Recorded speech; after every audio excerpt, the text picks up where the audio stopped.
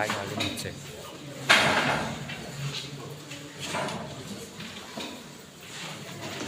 এই মুহূর্তে রাগ সহ্য করতে পারছে না,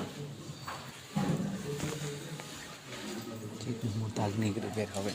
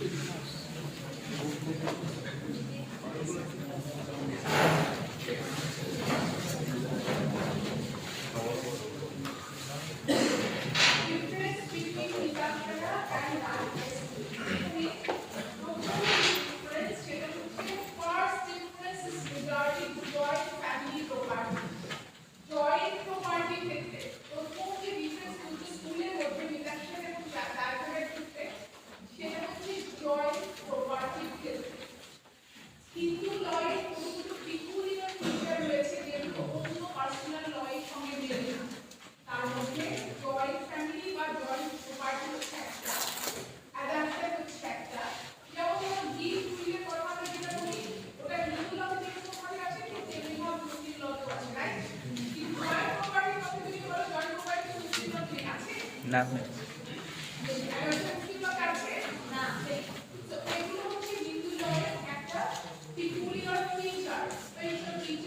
যেটা বিন্দু লকে বন্ধু ল থেকে আলাদা হচ্ছে। সো দুটো স্কুলের মধ্যে প্রথম যে পার্থক্য সেটা হচ্ছে অ্যাজিগাস জয়েন্ট প্রপার্টি। জয়েন্ট প্রপার্টির ক্ষেত্রে প্রথম যে ডিফারেন্সটা সেটা হচ্ছে বলো তো মনে আছে নাকি?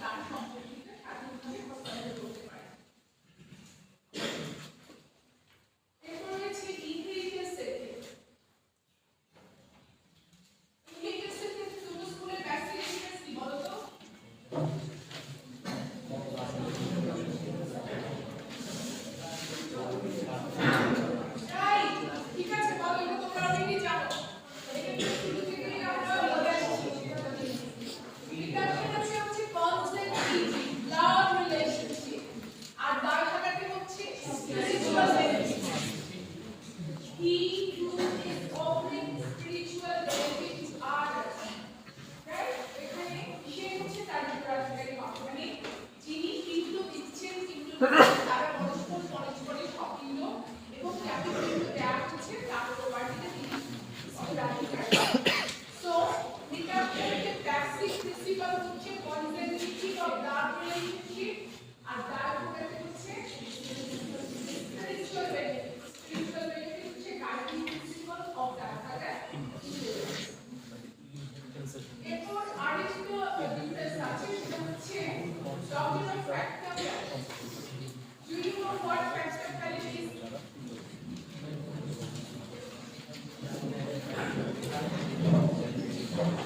What should not be done, yet being done shall be very much.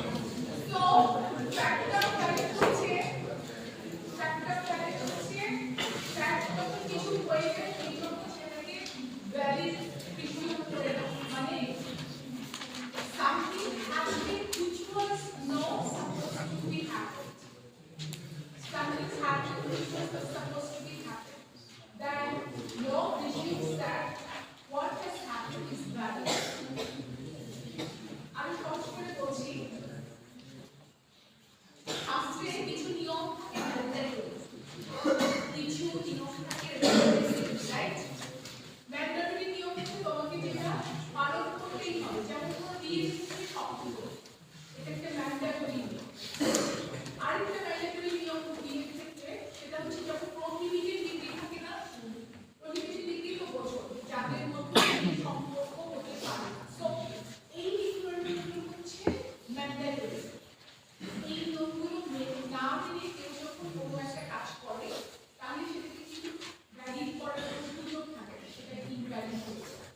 কিন্তু রেকমেন্ডেটরি নেচারে যে জিনিসগুলো আছে সেগুলো হচ্ছে যদি না হয় তাহলে ভালো, কিন্তু সেটা না মানে যদি হয়েই যায় সেক্ষেত্রে যেটা হয় সেটা হচ্ছে হ্যাঁ সেটাকে ভ্যালিডিটি দেওয়ার যে নিয়ম সেটাই হচ্ছে ফ্যাক্টর ভ্যালু। যে ঠিক আছে এটা না হলে ভালো ছিল কিন্তু যেহেতু হয়ে গেছে সেটাকে একটা ভ্যালিডিটি দেওয়া, এই ভ্যালিডিটি দেওয়ার প্রক্রিয়াটাই হচ্ছে ফ্যাক্টর ভ্যালু। ফ্যাক্টর ভ্যালু হচ্ছে যখন কোনো কিছু হয়ে যায় তখন হচ্ছে সেটাকে তুমি যে ভ্যালিডিটিটা দিবে রেকমেন্ডেটরি নেচারে সেটাকে বলা হচ্ছে ফ্যাক্টর ভ্যালু।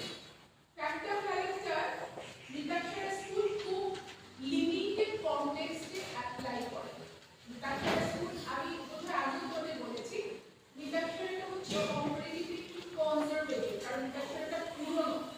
নিকাপের স্কুল তৈরি হয়েছে 11th সেঞ্চুরিতে আর গায়কটা হয়েছে 13th সেঞ্চুরিতে।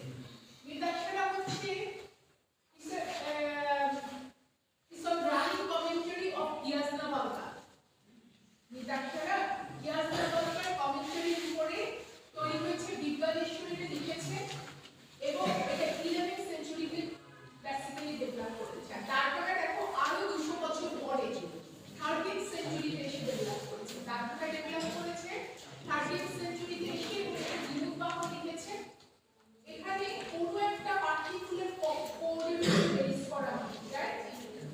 যেমন ইয়াজনাভালকার কোঅর্ডিনেট উপরে বেস করেছে নিতাক্ষরা, কিন্তু তারপরে এসে কি করেছে একটা কম্বিনেশন, সবগুলো কমিউনিটির একটা কম্বিনেশন হচ্ছে তারপরে স্কুল। সেই কারণে কি হচ্ছে তারপরে একটা মোর প্রোগ্রেসিভ, হ্যাঁ, কম্পেয়ার করতে নিতাক্ষরার চেয়ে তারপরে স্কুলটা অনেক বেশি প্রোগ্রেসিভ। সো এখানে কি হয়েছে দেখো ফ্যাক্টর ভ্যালুর কথা যেটা বলছি, ফ্যাক্টর ভ্যালু হচ্ছে বুঝতে পারছো মানে রেকমেন্ডেটরি নেচারে কোনো ঘটনা যদি ঘটেছে সেটাকে হচ্ছে ফ্যাক্টর ভ্যালু অ্যাপ্লাই করে ভ্যালিডিটি দেওয়া। যেমন ধরো একমাত্র পুত্র দত্তকের বিষয়টা আমি আগেও ক্লাসে বলেছি, শাস্ত্র কিন্তু ডিসকারেজ করছে যে একমাত্র পুত্রকে যাতে দত্তক দেওয়া না হয়, কিন্তু যদি দত্তকটা হয়ে যায় তাহলে সেটাকে ভ্যালিড করে দিতে হবে। হ্যাঁ, এটা হচ্ছে ফ্যাক্টর ভ্যালু। আর শাস্ত্র বলছে যেমন ধরো parents consent, specially father's consent ম্যারেজের ক্ষেত্রে খুব ইম্পর্টেন্ট। কনসেন্ট ছাড়া যদি বিয়ে হয়ে যায় সেটা ভ্যালিড। এখন অবশ্য কনসেন্টের বিষয়টা খুব ইম্যাজিনারি এসেন্সে চারিপাশে রেসপেক্টেড হওয়ার কারণে বিয়েটাতে হচ্ছে তারা অ্যাডাল্ট থাকে এবং অ্যাডাল্ট যখন বিয়ে করে তখন কনসেন্টটা লিগালি খুব ম্যাটার করে। যদিও সোশ্যালি আমরা বলে থাকি যে প্যারেন্টসের কনসেন্ট খুব ইম্পর্টেন্ট, কিন্তু লিগালি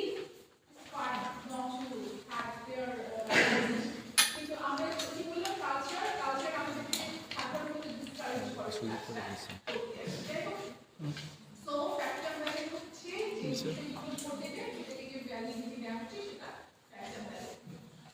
নিতাক্ষরের স্কুল খুব লিমিটেড ক্ষেত্রে ফ্যাক্টম ব্যালেন্সের প্রিন্সিপালটাকে রিকগনাইজ করে। কিছু কিছু ক্ষেত্রে খুব বেশি লিবারেলি নিতাক্ষরের স্কুলটাকে নেয় না, কিন্তু দায়ভারটা হচ্ছে ওয়াইডলি এটাকে রিকগনাইজ করে। তার মানে হচ্ছে দায়ভারটাকে এই ধরনের বিষয়গুলোকে ফ্যাক্টম ব্যালেন্সের মাধ্যমে ভ্যালিডিটি দেওয়ার সুযোগটা অনেক বেশি। দায়ভারটা স্কুল ওয়াইডলি ব্রডলি ফ্যাক্টম ব্যালেন্সকে রিকগনাইজ করছে, কিন্তু নিতাক্ষরের স্কুল এটাকে লিমিটেড কনটেক্সটে রিকগনাইজ করছে। তো এটা গেল দুটো স্কুলের মধ্যে ডিফারেন্স।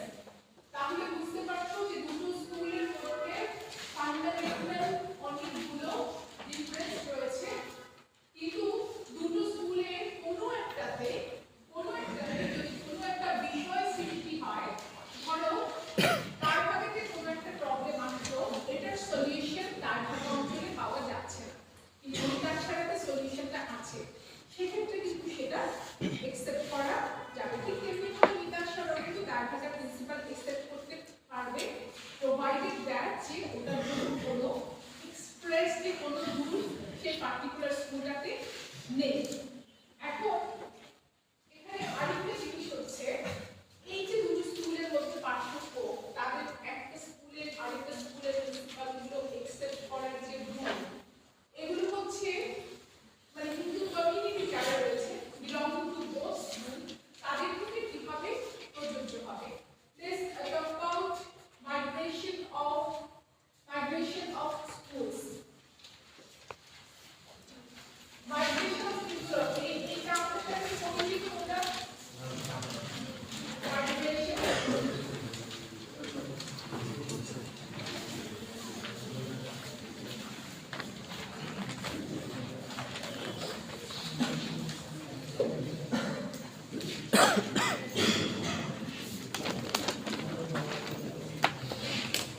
একটা শব্দ আছে migration and the schools of Hindu law. একটা শব্দ আছে Hindu law is not lake slope. একটা শব্দ আছে Hindu law is not lake slope. এর মানে হচ্ছে Hindu law is not the law of locality. Hindu law is not the law of locality. তার মানে হচ্ছে এটা personal law. Wherever a person goes, he or she carries his or her personal law with him or her. Right? এটাই হচ্ছে migration of Hindu ল বলতে। হিন্দু লকে বলা হচ্ছে এটা একটা personal law, it's not law of locality. এটা একটা লোকালিটি ল না, এটা হচ্ছে হিন্দুদের পার্সোনাল আইন। একজন ব্যক্তি যে স্কুলে বিলং করে, তিনি যেখানে থাকুন না কেন সেই পার্টিকুলার স্কুলের নিয়ম তার জন্য প্রযোজ্য হবে। তিনি যেখানে আছেন সেখানকার আইন তার জন্য প্রযোজ্য হবে না। একজন হিন্দু মাইগ্রেট করে যেখানেই যায়, ধরো একজন বাঙালি হিন্দু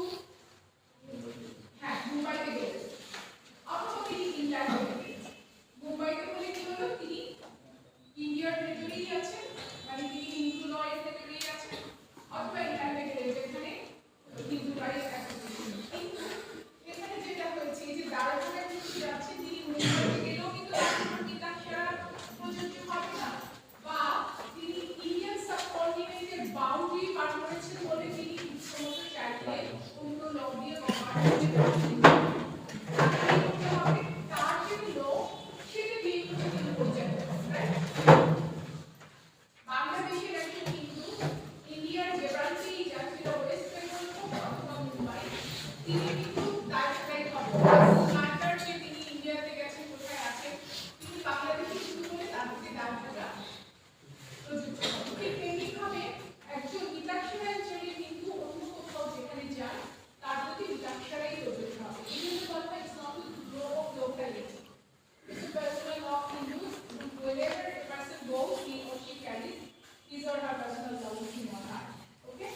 So, এটাকে বলা হচ্ছে মাইগ্রেশন অফ হিন্দু ল। কিন্তু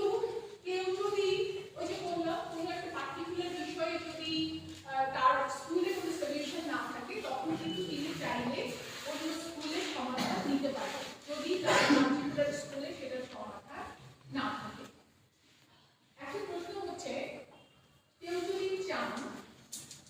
চান তার যে পার্টিকুলার স্কুলে যে স্কুলে তিনি বিলং করে সেই স্কুলটা কিন্তু ত্যাগ করতে পারে, কিন্তু সেটার জন্য তাকে কতগুলো লিগাল প্রসিডিউর মেনে চলতে হবে। ইচ্ছে মতো তিনি করতে পারবেন না, তবে তিনি এফিডেভিট করবেন কোর্টে এবং এটা রিনাউন্স করে তিনি নতুন মাইগ্রেট করবেন। মানে that is different issue.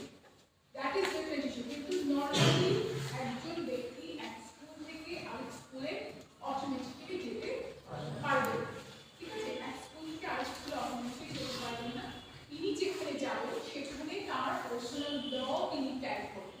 Personal ল মানে হচ্ছে marriage, maintenance, guardianship, adoption, intelligence, whatever, সেগুলো হচ্ছে তার নিজের পার্সোনাল ল অনুযায়ী তার মানে তিনি চলবেন। কিন্তু যেখানে তিনি যাবেন সেই অঞ্চলে অন্য যে সিভিল ল আছে, ক্রিমিনাল ল আছে, সেটা কিন্তু তার উপর প্রযোজ্য হবে, রাইট?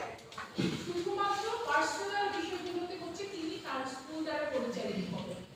বাকি যে বিষয়গুলো পার্সোনাল ল কভার করে না সেগুলো হচ্ছে তিনি যেই অঞ্চলে বসবাস করছেন সেই অঞ্চলের আইন দিয়ে তিনি পরিচালিত হবেন। তো এটাই হচ্ছে migration of Hindu law and the schools of Hindu law. So একজন ব্যক্তি স্থানান্তরের কারণে এক জায়গা থেকে আরেক জায়গায় মাইগ্রেট হওয়ার কারণে তার পার্সোনাল লয়ের কোনো স্ট্যাটাস চেঞ্জ হয় না। তার পার্সোনাল লয়ের কোনো স্ট্যাটাস চেঞ্জ হয় না, সেটা একই রকম থাকে এবং সবকিছু একইভাবেই পরিচালিত হয়। So this is all about our introductory chapter. ঠিক আছে? এখন আমি ম্যারেজ শুরু করব। Law related to person.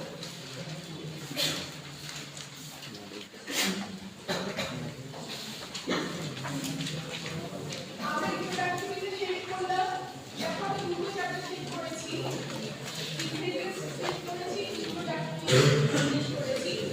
Introductory আমি ম্যারেজ একটা রেগুলার চ্যাপ্টার রাখলে ম্যারেজে যাওয়ার আগে জিজ্ঞেস করছি যে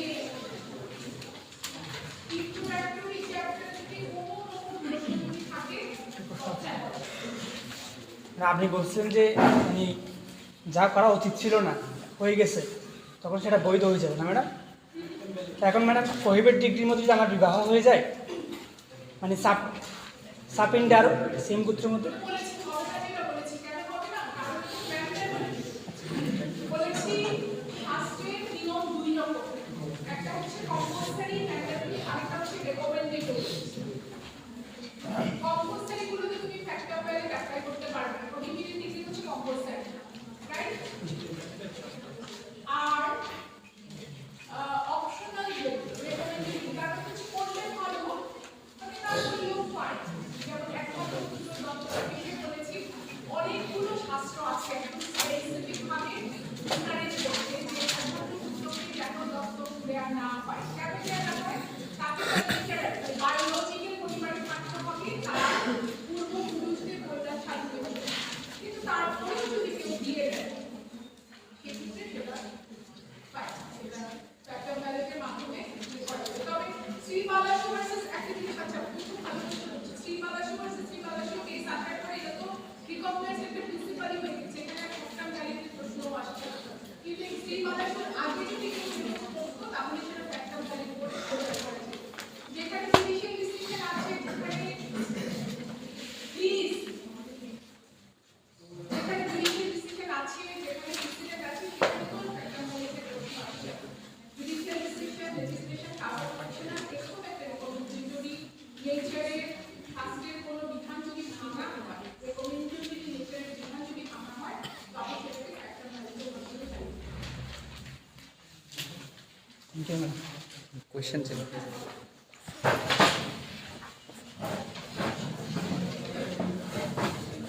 দায় বাঘা একজন অনুসরণ করে এবং আরেকজন হচ্ছে মিতাক্ষরা অনুসরণ করে।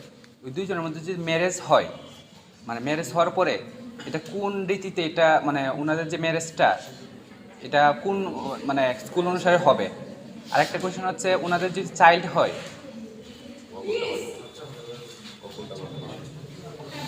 ওনাদের ম্যারেজ ফার্স্ট হচ্ছে ওনাদের ম্যারেজটা এটা কোন স্কুল অনুসারে হবে। সেকেন্ড কোয়েশ্চেন হচ্ছে ওনাদের যদি চাইল্ড হয়, একজন হচ্ছে দায়বাগা এবং আরেকজন হচ্ছে মিতাক্ষরা থেকে যদি চাইল্ড হয়, তো উনি কোন স্কুলটা অনুসরণ করবে নর্মালি? সাধারণত সাধারণত প্যারেন্টসের মধ্যে ফাদার যিনি থাকেন তার রোলটাই হচ্ছে ডিপেন্ড করে দেখাচ্ছে কোন জায়গায়, ঠিক আছে? সাধারণত প্যারেন্টসের মধ্যে ফাদারের নিয়মটাই হচ্ছে কি বলে, ফাদারের নিয়মটাই হচ্ছে যে বাচ্চাদের ইনফ্লুয়েন্স করে, ঠিক আছে? সাধারণত ফাদারেরটাই হয়, কিন্তু যেটা হয়েছে এখানে কোন অঞ্চলে ফাদারেরটাই হচ্ছে, আমি এক্সেপশনে এখন যাচ্ছি না, এক্সেপশনও হতে পারে। এক্সেপশন যেমন ধরো তার যদি ধরো যে কোনো একটা পক্ষ ডিনাউন্স করলো বা ফাদার বললো, আমি বলেছি শিক্ষক এপিডেমিকের কথা বললাম না, ঠিক সেভাবে যদি তারা এটা অ্যাগ্রি করে নেয়, ঠিক আছে ফাইন, আমরা এখানে যে স্পাউসের মধ্যে যে ওয়াইফ আছে তাদের মধ্যে সেটা লিগালি তারা সেটা এগ্রিমেন্ট করে এপিডেমিক করে ঠিক করে। ম্যারেজের ক্ষেত্রে, ম্যারেজের যে ক্ষেত্রটা ম্যারেজের ক্ষেত্রে কিন্তু একটা জিনিস, যেমন ম্যারেজের ক্ষেত্রে কিন্তু আলাদা করে কোনো দুটো স্কুলের মধ্যে সেরকম পার্থক্য নেই। একটু আগে দুটো স্কুলের মধ্যে আমরা পার্থক্য দেখেছি না, বেসিক ডিফারেন্সটা হচ্ছে কিন্তু, তাহলে তোমরা বলো আমি শুরু করে থাকি।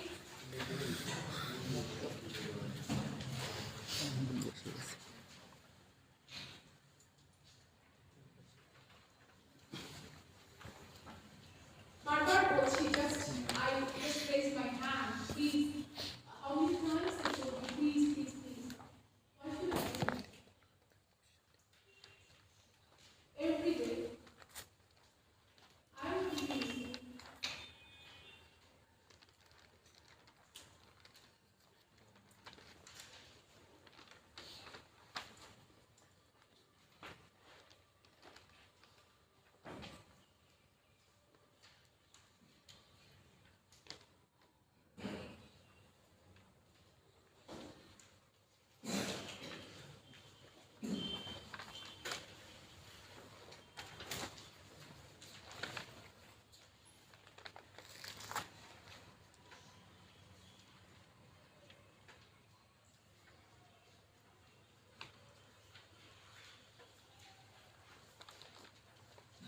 You listen. I keep quiet. Do it.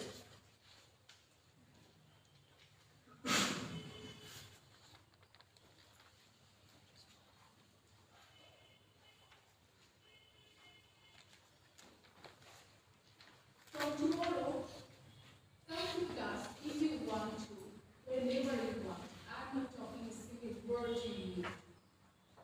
I'm not talking about punctuality. I'm not talking about, I'm not going to talk about discipline. I'm not going to talk anything. I will just come, teach you a Hindu and go. That should be fine. It's no more my responsibility to teach you discipline, to teach you punctuality or this is it. Still, I thought I should do, but now I think I should not. How many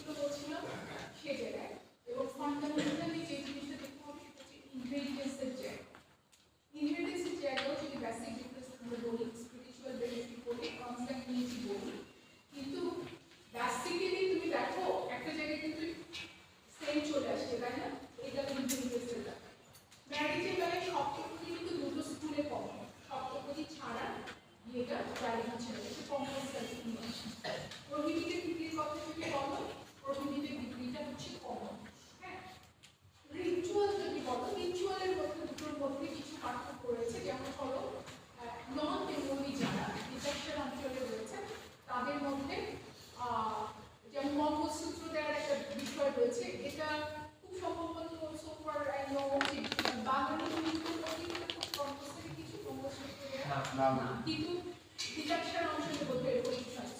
তো রিচুয়ালের ক্ষেত্রে দুটো স্কুলের মধ্যে কিছু পার্থক্য আছে, কিন্তু basically fundamentally ওরকম কোনো ডিফারেন্স নেই। ঠিক আছে?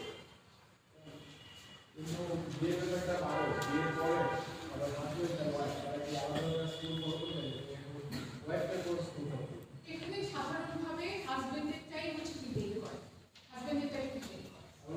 কিন্তু ওয়াইফের যদি ইন্ডিপেন্ডেন্সের কথা যদি বলো, ওয়াইফের যদি পার্সোনাল প্রপার্টি থাকে, ওয়াইফের যদি ধরো ওয়াইফের স্ত্রী হয়েছে, সেক্ষেত্রে এটা কিন্তু তার স্ত্রী তার ক্ষেত্রে। কিন্তু আবার সে যদি হাজবেন্ডের প্রপার্টি ইনক্রিজ করে, লিমিটেড ইন্টারেস্ট পায়, তবে হচ্ছে প্রপার্টিটা ঠিক একইভাবে তার হাজবেন্ডের কাছে ব্যাক করবে, হাজবেন্ডের প্রপার্টি হাজবেন্ডের প্রপার্টি।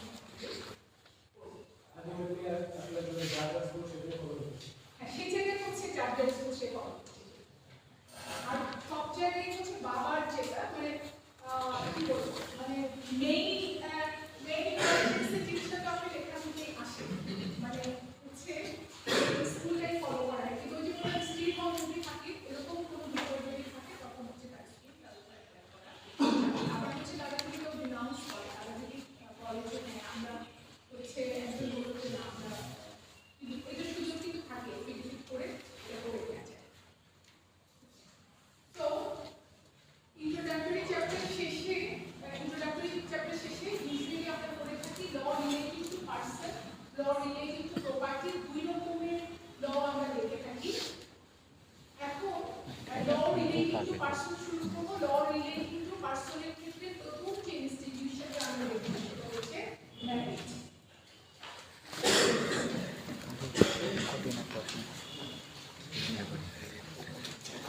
ম্যারেজ হচ্ছে হিন্দু লয়ের একটা খুব প্রাচীন একটা institution. Marriage is the Holi union. এটা হিন্দু লয়ের আরেকটা ম্যারেজটা কিন্তু সব স্কুলে ম্যারেজ নিয়ে আলোচনা করছে, মুসলিম ল, হিন্দু ল, যৌন পার্সোনাল সব কিন্তু ম্যারেজ আছে। ঠিক আছে? কিন্তু হিন্দু লয়ের ম্যারেজের সঙ্গে অন্য লয়ের ম্যারেজের একটা ডিফারেন্স হচ্ছে এই যে হিন্দু ম্যারেজটাকে একটা স্পিরিচুয়াল ইনস্টিটিউশন হিসেবে রিকগনাইজ করে। It is more religious than secular in nature. আমরা সাধারণভাবে কি জানি, বিয়ে হচ্ছে মুসলিম লতে তোমরা পড়েছো ম্যারেজ? আচ্ছা, ম্যারেজ হচ্ছে মুসলিম লতে বলা হয় ম্যারেজ ইজ সিভিল কন্ট্রাক্ট। দেখো একদম জাস্ট ডেফিনেশনটা থেকেই হচ্ছে তোমার সেকুলার একটা নেচার শুরু হয়েছে। Marriage is a civil contract. Marriage is a civil contract and not a sacrament. বলা হয় marriage is a civil contract for the procreation of children. পুরোটাই দেখো secular in nature. Civil contract বলে আমি মুসলিম লয়ের সঙ্গে এই জন্য কম্পেয়ারটা করছি যাতে তোমরা বুঝতে সুবিধা হয়। হচ্ছে marriage is civil contract, is not a sacrament, is purpose is procreation of children.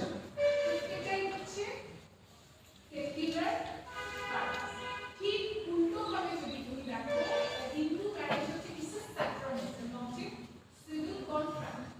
মুসলিম লতে যেহেতু বলা হয় সিভিল কন্ট্রাক্ট, তাহলে এটা ব্রিজ হওয়ার কিন্তু মানে সহজ।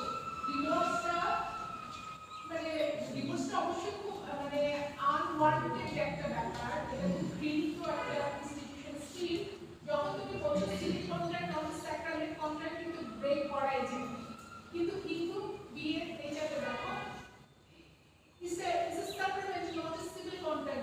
তার মানে হচ্ছে is an indissoluble tie. Marriage under Hindu law is an indissoluble tie. এটা অবিচ্ছেদ্য বন্ধন।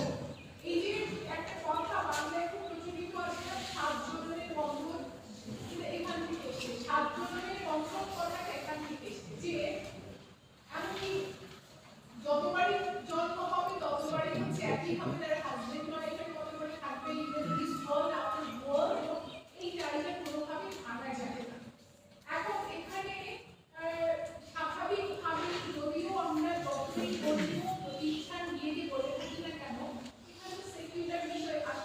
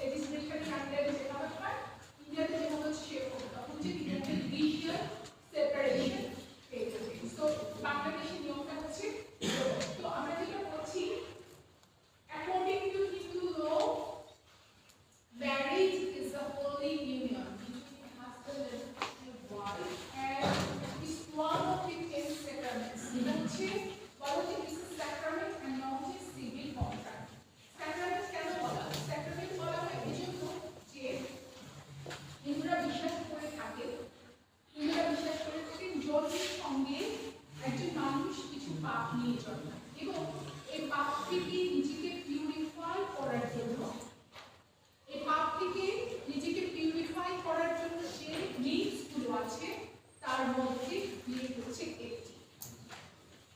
জন্মগতভাবে মানুষ যেসব পাপ থেকে জন্মায় সেই পাপ থেকে নিজেকে পিউরিফাই করার জন্য কতগুলো নিয়ম রয়েছে, সংস্কার রয়েছে, সেই সংস্কারের মধ্যে বিয়ে হচ্ছে একটি। বিয়ে এই জন্যই বলা হয় এটা হচ্ছে স্পিরিচুয়াল নেচার। সো এটা হচ্ছে একটা spiritual institution, it is more spiritual than secular in nature. একটা হচ্ছে জন্মগতভাবে যে পাপগুলো আছে সেই পাপগুলো মোচনের জন্য বিয়ে হচ্ছে একটা মাধ্যম।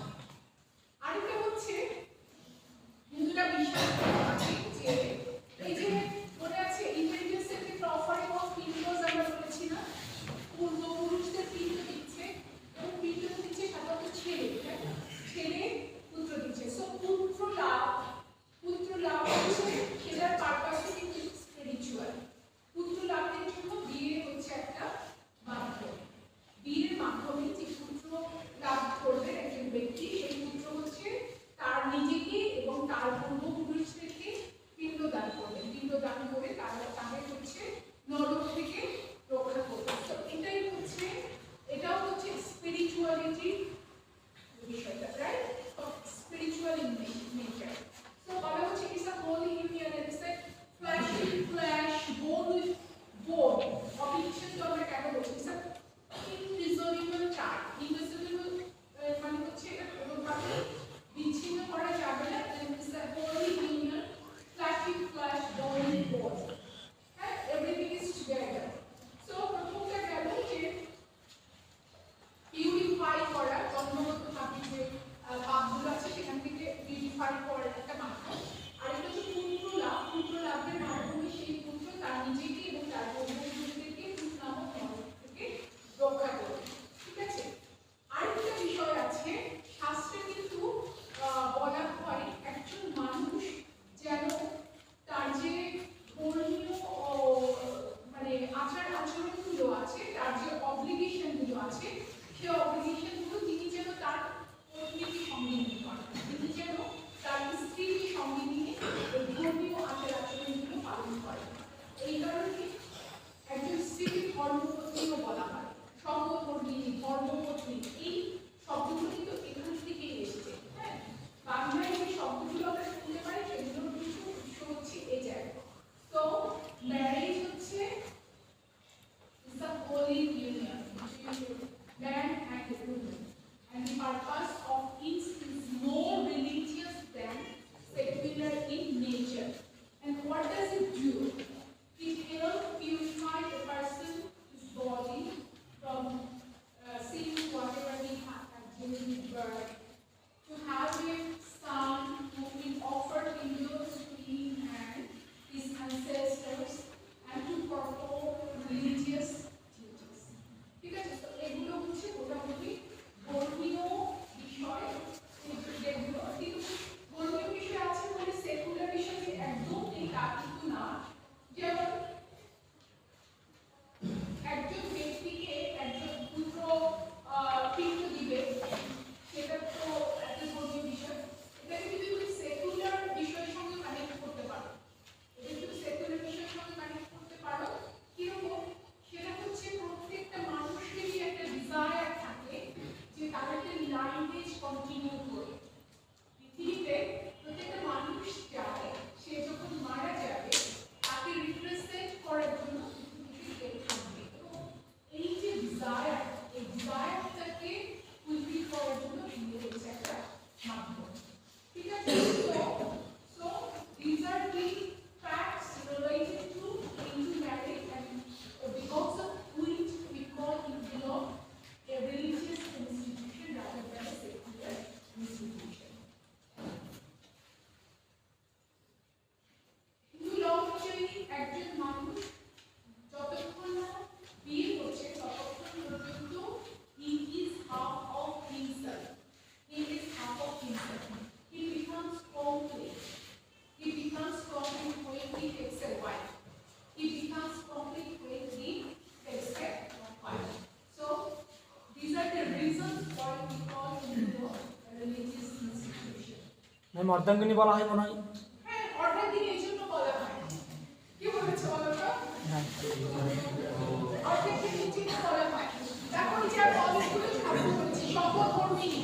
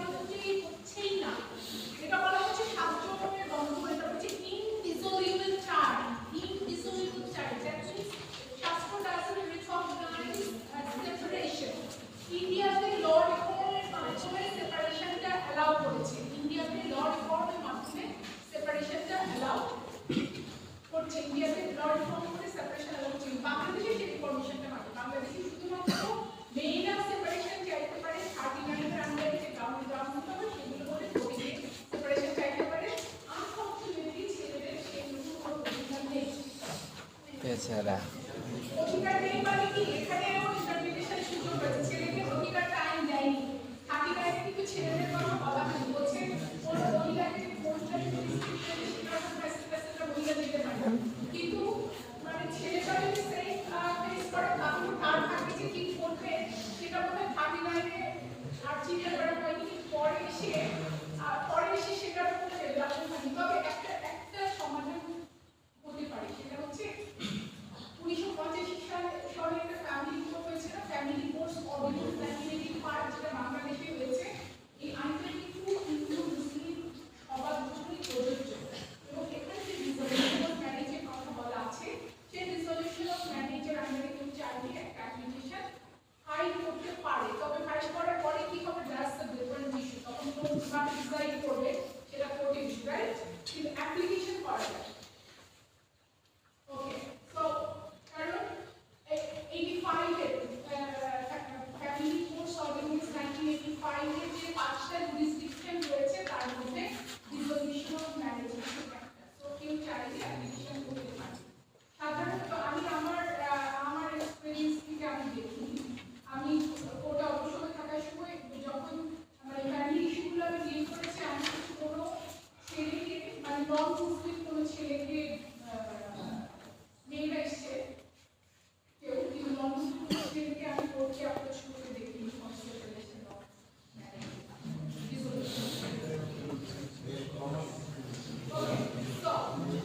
so this is personation of marriage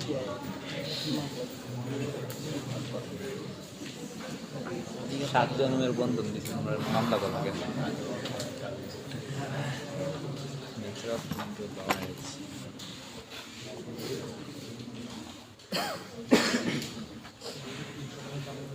তো আমি এতক্ষণ ম্যারেজের যে ডেফিনেশন দিলাম সেখান থেকে কিন্তু তোমরা ম্যারেজের দেখছো নেচারটা বুঝতে পেরেছো তাই না? আমি বলছি তাহলে ম্যারেজের নেচার আমরা কি পাচ্ছি ইনস্টিটিউশনে বলি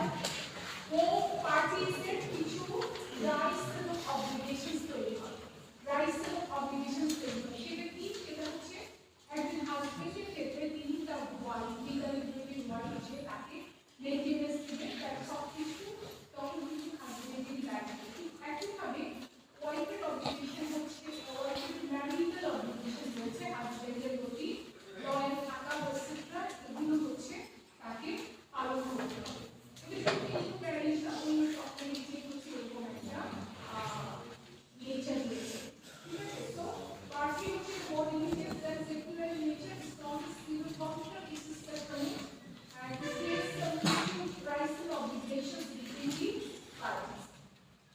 এবং এটা এই যে শব্দগুলো কথা এখানে খুলে দিয়ে আসবে সেটা হচ্ছে man is expected to perform his religious duties along with his wife. That's why his wife is called and his wife demands half of himself and he becomes something when he takes a wife. So the wife is half of him. So can you put contact with the alternative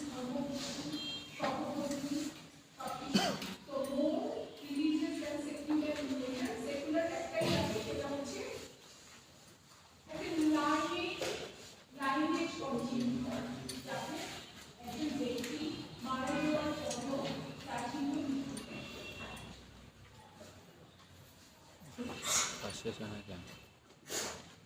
purpose of marriage. What is the object of marriage? First, the purpose of Hindu marriage. The definition of the purpose ছিল purpose গুলো মধ্যে একটা খুব fundamental purpose হচ্ছে পিতৃ পরিশোধ করা to pay father's day পিতৃ একটা শব্দ আছে পিতৃ শব্দ হচ্ছে মানুষ এই যে একজন পিতৃ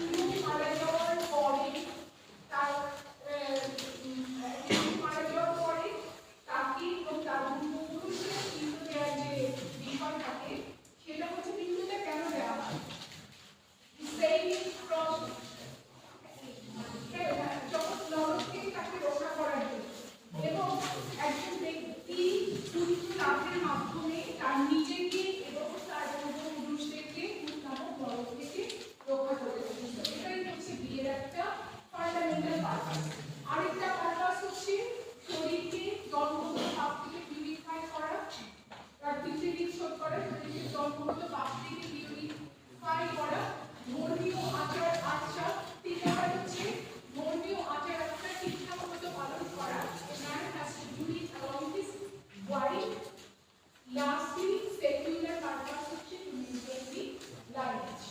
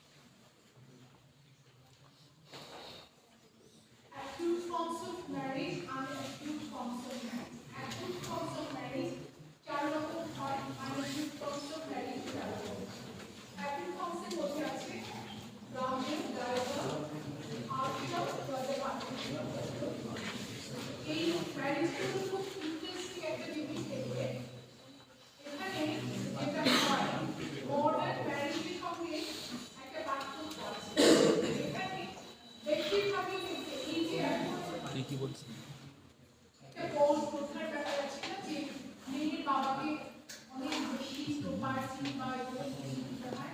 আগেকার যুগে কিন্তু এরকম ছিল না, ছিল তো নাই, বরং কিছু কিছু ক্ষেত্রে দেখা যাচ্ছে যে গ্রুপ হচ্ছে ব্রাইডের বাবাকে প্রেজেন্ট দিচ্ছে।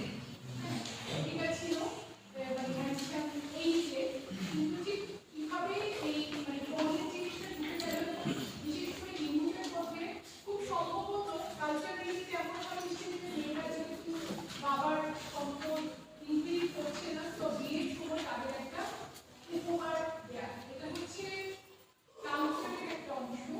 কিন্তু এখন এটা এমনভাবে হয়ে গেছে যে এটা মুসলিমদের মধ্যে, বিশেষ করে চিনাবামে যারা আছো তারা এটা খুব ভালো করে জানবে যে মানে মেয়ের বিয়েটা মানে একটা বাবার পারমিশন, যে তাকে অনেক কিছু বিয়ের সময় দিতেই হবে, এটা যে কত বড় কি বলবো খারাপ একটা কালচার। আমি জানি না যে কোনো কালচার চেঞ্জ করা কিন্তু খুব কঠিন। তো যাদের তোমরা যারা যাদের মধ্যে এই কালচারটা আছে সেই কালচারটা চেঞ্জ করার দায়িত্ব কিন্তু তোমাদের। ঠিক আছে ম্যাডাম একটা প্রশ্ন ছিল ম্যাডাম, ম্যারিজে একটা আরসা ম্যারিজ নেই ম্যাডাম 3 নম্বরে? না, 3 নম্বরে হচ্ছে আরসা ম্যারিজ হচ্ছে ম্যাডাম, সনাতন ধর্মে গরু প্রদান করা হয়, গরু ওরা তোমার গরু খায় না,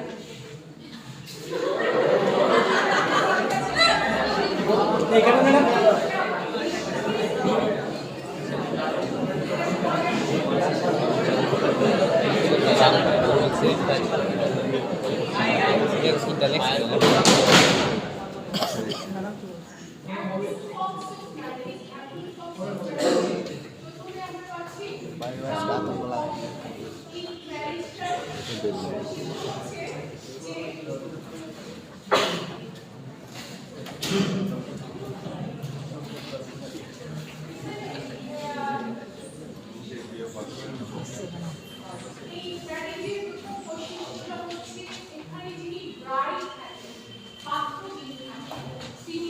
একজন বেদজ্ঞ ব্যক্তি।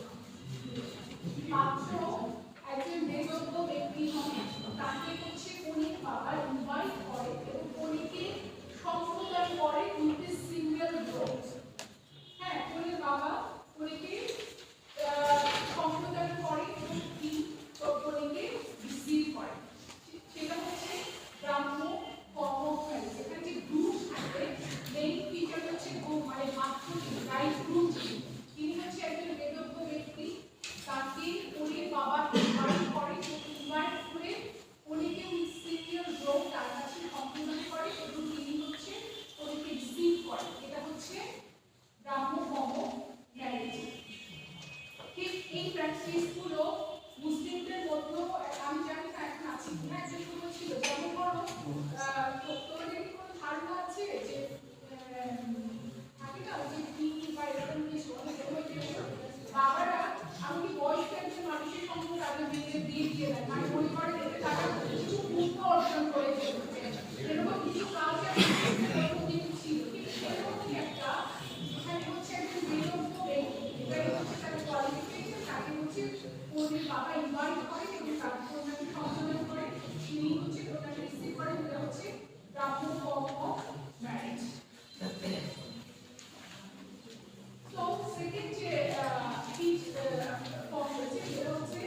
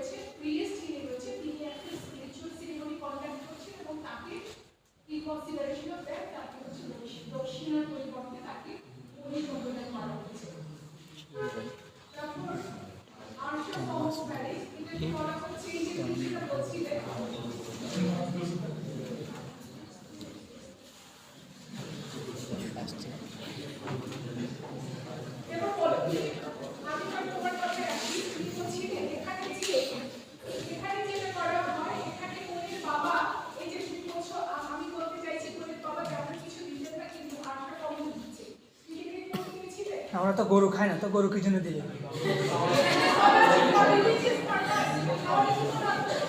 চাইলে তো অন্য কিছু দিতে পারতো। বলো না।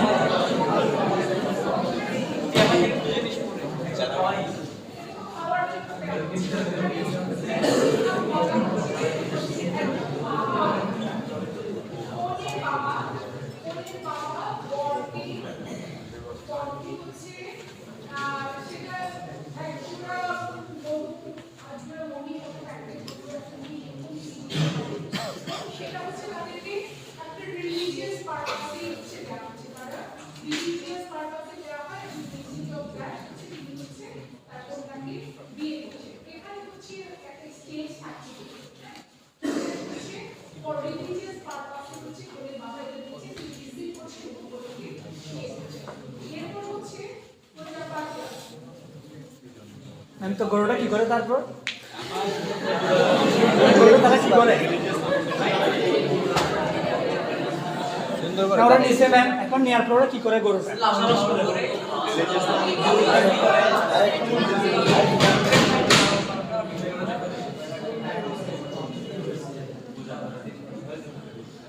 আমাকে একটু explain করো the religious purpose কি হতে পারে? শুধু বিয়ে না, শ্রাদ্ধ অনুষ্ঠান অনেক সময় গরু দেওয়া হয়। ওই গরুটার উদ্দেশ্য হচ্ছে স্বর্গে যাওয়ার আগে একটা নদী পার করতে হয়, মানে বৈতরণী নদীর নাম। তো গরুর লেজ ধরে নাকি যিনি মারা গেছেন উনি গরুর লেজ ধরে কি স্বর্গে ওই নদী পার হয়ে স্বর্গে যাবেন, ওরকম একটা রিচুয়াল আছে।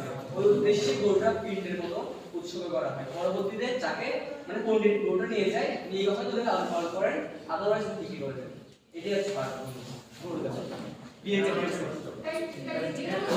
religious purpose এখানে স্পষ্ট বলা আছে religious purpose right? Religious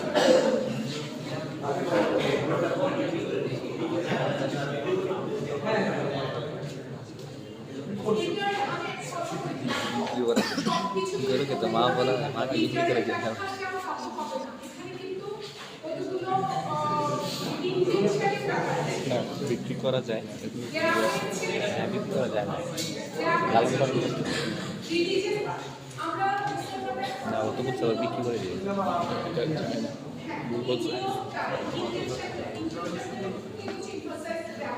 বইটা একটু করে দাও, 1 মিনিট। এগুলো পড়ছি না, এগুলো অল্প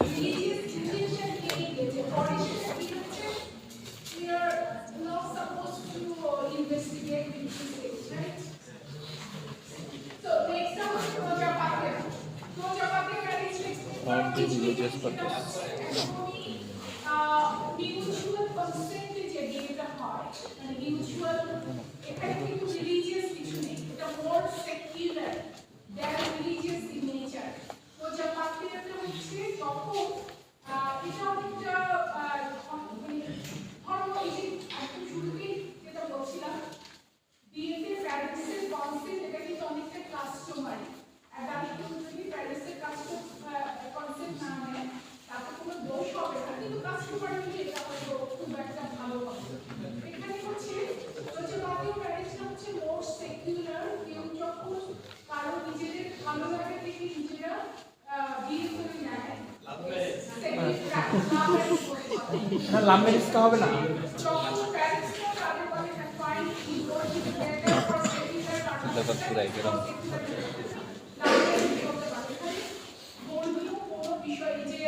বেদজ্ঞ ব্যক্তি প্রিয়েস্ট, আমি প্রথম চিন্তা ম্যারেজের কথা বলছি, একটা বেদজ্ঞ ব্যক্তি রাখছেন, প্রিয়েস্ট রাখছেন, এখানে গরু মহিষের এক্সচেঞ্জ হচ্ছে ফর রিলিজিয়াস পারপাস।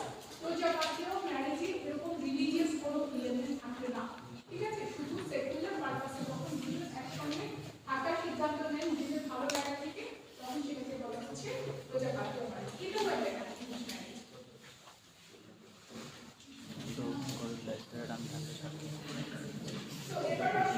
রিলিজিয়ার হইতেই পারে তারপর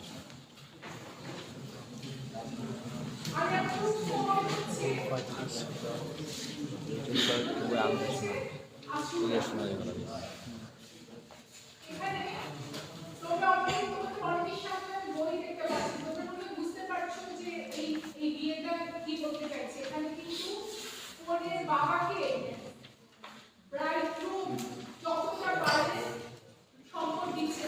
বললাম অ্যানশিয়েন্ট ফর্মগুলোতে অনেক সময় ছেলেদের হচ্ছে দেওয়ার বিধান ছিল, ওটা হচ্ছে সেরকম। এখানে আশরা ফর্ম অফ ম্যারেজ কিছুই না, এখানে কনের বাবাকে কিছু দিতে হচ্ছে না, উল্টো কনের বাবা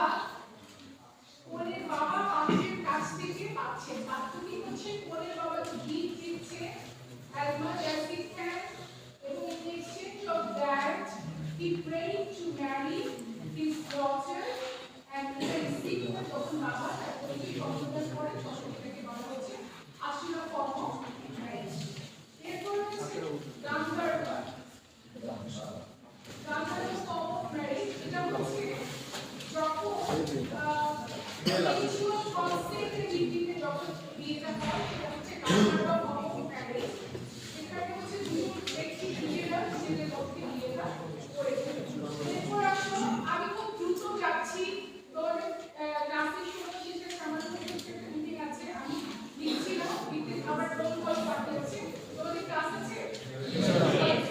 তারপরে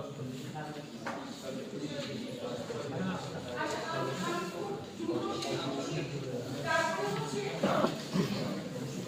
রাস্তাশন ফর্ম অফ ম্যারেজ। রাস্তাশন ফর্ম অফ ম্যারেজ এটা হচ্ছে ক্ষত্রিয়দের মধ্যে ছিল।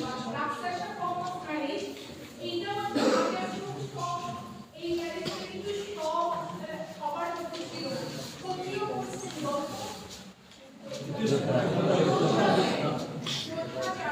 যারা যুদ্ধ করে যুদ্ধকে দেখবে যে অনেক উইমেনদের সিরিজ হওয়ার একটা যুদ্ধের মধ্যে এটা খুব বিশেষ করে উইমেনদের খুব ভালনারেবল অবস্থায়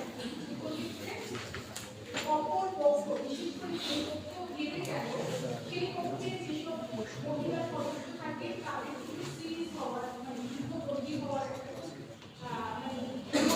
প্র্যাকটিস রয়েছে। তো যুদ্ধবন্দী যারা থাকে তখন তাদের সঙ্গে যখন যারা যুদ্ধে হারিয়ে মানে জয়ী পক্ষ তার যখন বিয়ে হয় বিশেষ করে যখন বন্দী থাকে এবং যখন তারা বিয়ে যায় এবং এই বিয়ে করার জন্য যখন বিয়েটা করে তখন সেটাকে বলা হচ্ছে একটা রাস্তার ফর্ম অফ ম্যারেজ। এই ম্যারেজটা হচ্ছে একটা আনঅ্যাপ্রুভড ফর্ম অফ ম্যারেজ। আরেকটা হচ্ছে পৈশাচার, এটা খুবই খারাপ একটা ফর্ম অফ ম্যারেজ। এটা হচ্ছে খুব সবচেয়ে গ্রেট মানে ক্রিমিনাল যে রেপের ক্রাইম করেছে সেই ক্রিমিনালের সঙ্গে যে মেয়েটা ভিকটিম হলো তার যে বিয়ে মানে জিনিসটাকে লাইজ করার যে চেষ্টা সেটাকে বলা হচ্ছে পৈশাচার ফর্ম অফ ম্যারেজ। এই আনফর্চুনেটলি যদিও এগুলো আদালত ফর্ম এখন শেখানো হচ্ছে না, আনফর্চুনেটলি আমাদের গ্রাম্য সাদিকে তোমরা পেপারে দেখে থাকবে এই প্র্যাকটিসটা হয় না হচ্ছে। এটা খুবই খুবই খারাপ একটা প্র্যাকটিস। অ্যাকশন পিরিয়ডে যেটাকে আনঅ্যাপ্রুভ করা হচ্ছে যেটা ইয়ে করা হতো না সেভাবে রিকগনাইজ করা হতো না, এখন এসে এই জায়গায় এসে এখন এই ধরনের প্র্যাকটিসগুলো হচ্ছে। তো এখন যেটা মানে এখন কিন্তু বিশেষ করে আনঅ্যাপ্রুভ ফর্ম একদমই নেই। তারপরে হচ্ছে সাধারণত ব্রাহ্ম ফর্মের যে ফর্মালিটিসগুলো ব্রাহ্ম ফর্ম আসলে ফর্মটাকে রিকগনাইজ করে করে নেওয়া হয়, বাকিগুলো কিন্তু অবসোলেট হয়ে গেছে, ওগুলো আর নেই। আগে যে ফর্মগুলোর যে ডিভিশন ছিল অ্যাপ্রুভড ফর্ম আনঅ্যাপ্রুভড ফর্ম এগুলো হিস্টোরিক্যালি ইম্পর্টেন্স ছিল, আমি সবগুলো বলেছি। আজকাল কিন্তু এই জিনিসগুলোকে যাওয়ার সুযোগ নেই। যেমন ধরো একটু এই মানে রাক্সাসার যে এক্সাম্পলটা দিলাম, এখন তো এই ধরনের প্র্যাকটিসগুলো নেই। আগে কথায় কথায় দুটো অঞ্চলের মধ্যে যুদ্ধ লেগে যেত, এখন তো আর সেই জিনিসটা হচ্ছে না। তো সমাজ পরিবর্তনের সাথে সাথে এই ফর্মগুলোর মানে গুরুত্ব কমেছে। ঠিক আছে, তো আজকে এই পর্যন্ত নেক্সট ক্লাসে আমরা বলবো বলছে বই থাকবে।